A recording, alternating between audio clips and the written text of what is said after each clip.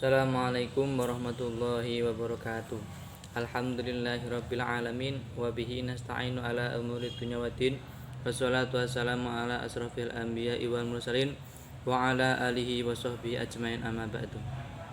Langsung saja saya di sini sebagai moderator akan membawakan acara pada hari ini.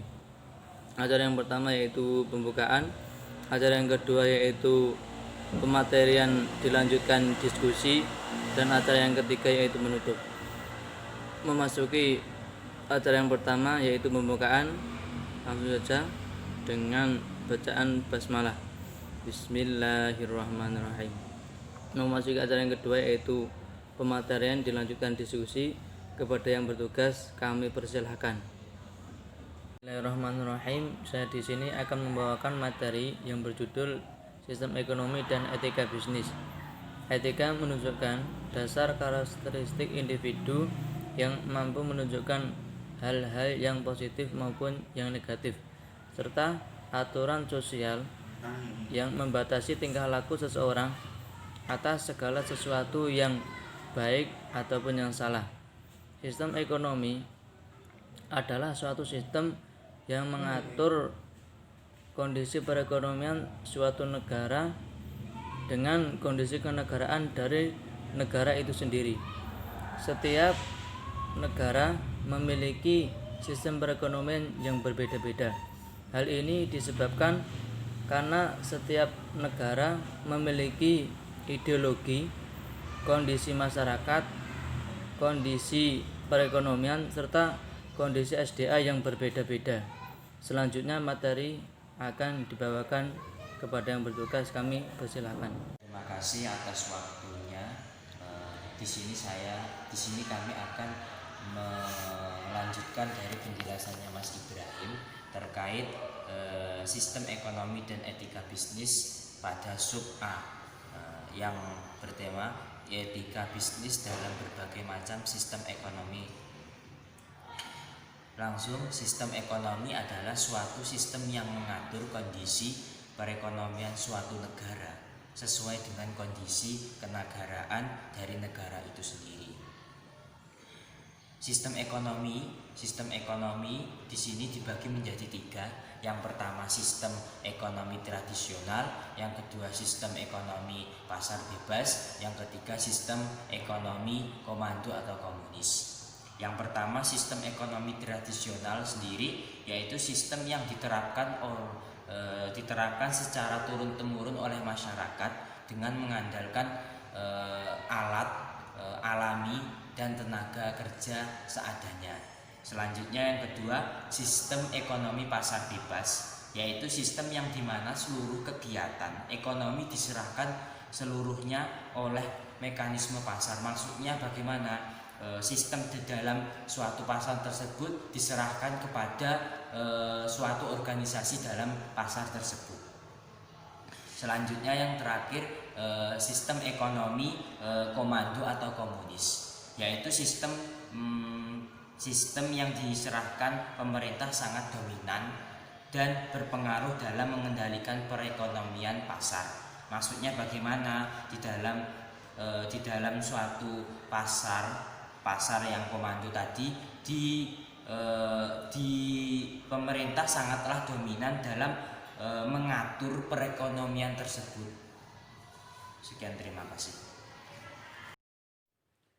Pembahasan yang selanjutnya yaitu posisi etika bisnis dalam pasar bebas, pasar monopoli, dan pasar oligopoli. Seperti yang sudah diketahui sebelumnya, bahwa etika bisnis merupakan segala sesuatu yang berhubungan dengan cara melakukan kegiatan bisnis yang mencakup seluruh aspek yang masih berkaitan dengan personal, perusahaan, maupun masyarakat. Etika pasar bebas dapat dikatakan ideal karena di dalamnya ada perlakuan yang sama atau seimbang bagi semua pelaku bisnis dengan sistem peraturan yang jelas, transparan, konsekuen, objektif, dan memberikan peluang yang optimal bagi pesaing bebas dalam pemerataan ekonomi. Fungsi dari pasar bebas yaitu memberikan informasi harga yang ada di pasar dan memberikan kebebasan dengan sepenuhnya kepada masyarakat agar dapat melakukan kegiatan ekonomi. Ciri yang nampak dari pasar bebas ini yaitu tidak ada campur tangan pemerintah dalam pasar.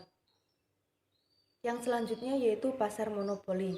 Pasar monopoli yaitu situasi dalam pasar di mana hanya ada satu perusahaan yang menjual produk atau komoditas tertentu yang tidak punya pengganti yang mirip dan ada hambatan bagi perusahaan atau pengusaha lain untuk masuk dalam bidang industri atau bisnis tersebut. Selanjutnya adalah ciri-ciri dari pasar monopoli. Ciri-ciri dari pasar monopoli ini yaitu hanya terdapat satu penjual, jenis barang yang diproduksi tidak ada penggantinya atau yang mirip, ada hambatan atau rintangan bagi perusahaan baru yang akan masuk dalam pasar monopoli.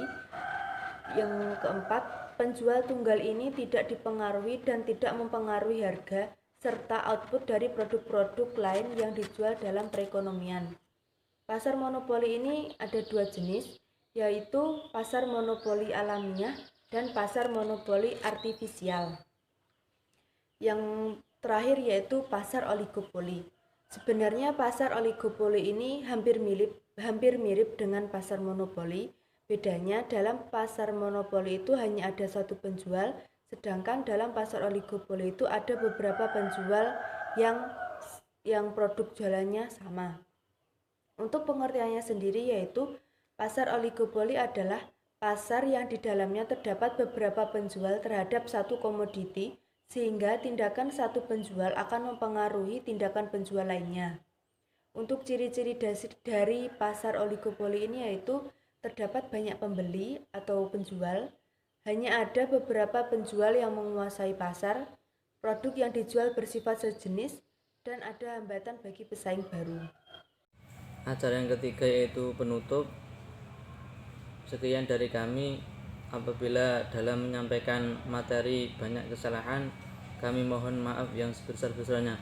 Semoga di dalam berdiskusi memberikan kita pemahaman dan barokah ilmunya kepada kita semua. Wabillahi taufik wal hidayah wa ridha wal inayah. Wassalamualaikum warahmatullahi wabarakatuh.